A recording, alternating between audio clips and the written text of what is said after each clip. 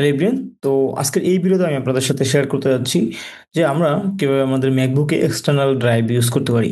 তো আমরা যখন ফর দ্য ফার্স্ট টাইম ম্যাকবুকে এক্সটার্নাল ড্রাইভ ইউজ করতে যাইব, তো তখন আমাদের যেটা প্রবলেম হয় যে আমরা সচরাচর যেই ড্রাইভগুলো ইউজ করি, এই ড্রাইভগুলো আমাদের ম্যাকবুক আমরা ইউজ করতে পারি না। ইউজ করতে না পারার মূল কারণ হলো এই ড্রাইভগুলো মূলত সাধারণত উইন্ডোজের যে NTFS সিস্টেম আছে, ফাইল সিস্টেম, ওইটা ব্যবহার করে। দ্যাটস ওয়াই এই ড্রাইভগুলো আমরা ব্যবহার করতে পারি না। তো এইখানে দেখেন আমার দুইটা এক্সটার্নাল ড্রাইভ আছে, একটা কন্টেন্ট ক্রিয়েশন নামে আর একটা এক্সটার্নাল ইউএস নামে। তো আমি নিচেরটা ইউজ করতে পারতেছি, বাট আনফর্চুনেটলি আমি কন্টেন্ট ক্রিয়েশন এই যে ড্রাইভটা আছে এটা আমি ইউজ করতে পারতেছি না। তো দেখেন এইখান থেকে আমি যদি আপনাদেরকে দেখাই, আমি কিন্তু এখান থেকে চাইলে কপি করে এখানে পেস্ট করতে পারবো, কিন্তু আমি এই যে ডেস্কটপের, ধরেন ডেস্কটপের একটা স্ক্রিনশট আমি জাস্ট এখানে নিয়ে রাখতে চাই। আমি কিন্তু এই যে ডেস্কটপ থেকে আমি কিন্তু এইখান থেকে এই স্ক্রিন থেকে এখানে কপি করে রাখতে পারতেছি না। তো এটা আসলে কেন হয়, কি সমস্যা আসলে? তো এটা মূলত আসলে এই যে কন্টেন্ট ক্রিয়েশন, এই যে ডিস্কটাকে আমরা ধরে জাস্ট গেট ইনপুটে আমরা আসি। তো দেখেন এইখানে আছে কি রিড এন্ড রাইট প্রথমটা, তারপরে আছে রিড অনলি, তারপরে আছে রিড অনলি। তো এটার মধ্যে আসলে এই ডিস্কের মধ্যে আসলে পারমিশন দেওয়া নাই, রাইট করার কোনো পারমিশন দেওয়া নাই। দ্যাটস ওয়াই আমরা এইখান থেকে আসলে কোনো জিনিসপত্র এখানে রাখতে পারতেছি না, ঠিক আছে?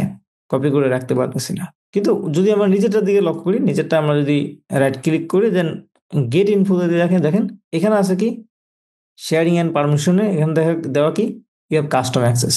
ওকে, তো আমাদের এই যে এক্সটার্নাল ড্রাইভটা আছে, এই ড্রাইভটাকে আমাদের এই যে পারমিশনটা দিয়ে দিতে হবে। তো পারমিশনটা আসলে কিভাবে দিব?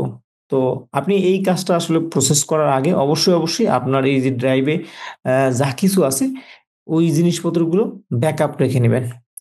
ওকে, যদি ব্যাকআপ কমপ্লিট হয়ে যায় তাহলে আপনি বাকি প্রসেসগুলো ফলো করবেন। তো আমরা চলে যাব ডিস্ক ইউটিলিটিতে। তো ডিস্ক ইউটিলিটিতে আসার পরে আমাদের ডিস্কে চলে আসবো, কন্টেন্ট ক্রিয়েশনের ডিস্কে চলে আসলাম। দেন এখান থেকে ইরেজে আমরা ক্লিক করব। ইরেজ অর্থাৎ আমাদের এই যে ডিস্কটিকে ফরম্যাট করে দিতে হবে।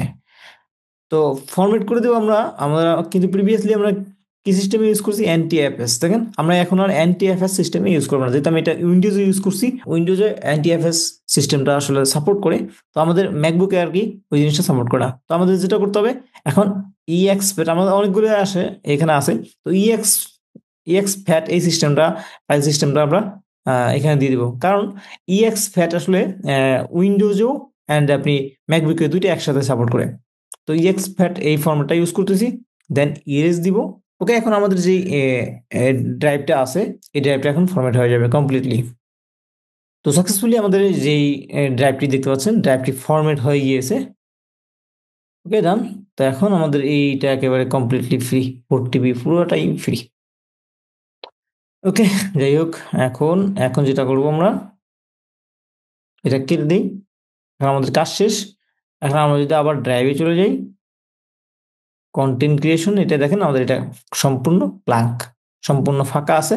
এখন আমরা একটা স্ক্রিনশট রাখার চেষ্টা করি, দেখেন। ওকে, এখন আমরা কিন্তু এটা খুব সহজেই যে কোনো কিছু কপি পেস্ট করতে পারতেছি। আর আমরা এখানে রাইট ক্লিক করে জাস্ট গেট ইনপুট দেই। এখন দেখেন আমাদের এখানে শেয়ারিং অ্যান্ড পারমিশনে ইউ হ্যাভ কাস্টম অ্যাক্সেস। তো আই হোপ এই ভিডিও দেখার মাধ্যমে আপনি খুব সহজেই আপনি আপনার এক্সটার্নাল ড্রাইভটি আপনার ম্যাকবুকে ইউজ করতে পারবেন। তো ভিডিওটি ভালো লাগলে একটা লাইক করবেন, আর আপনি যদি এই চ্যানেলে নতুন হয়ে থাকেন প্লিজ সাবস্ক্রাইব করে দিন। আল্লাহ হাফেজ।